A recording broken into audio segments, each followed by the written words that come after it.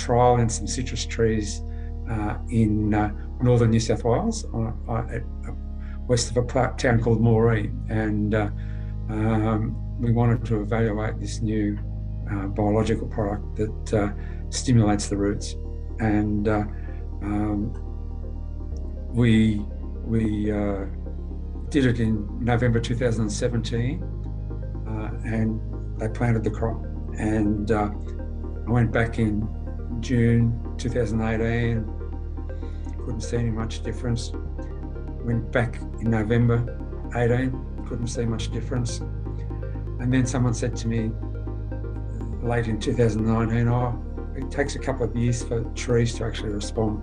So I went back out, and it passed the Phil Glover drive-by test. So when I drove down the paddock, I could see the one row that we had treated, and it was greener and the trees were bigger and much more healthy.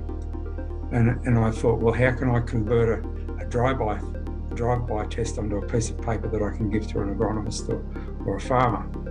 And so I spoke to a friend of mine who's got a drone, and said, can you come out and take some photos of these trees and we might get some good photos? He said, no. He said, you need to go and talk to Tristan at Steve Tech, and he uses the aerobotics platform to look at trees.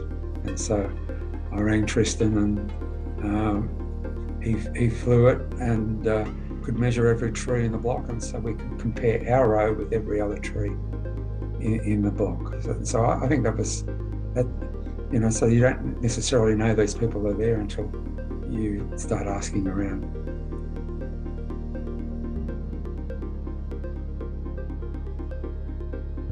We were very excited that when we got the results, that every metric that we measured,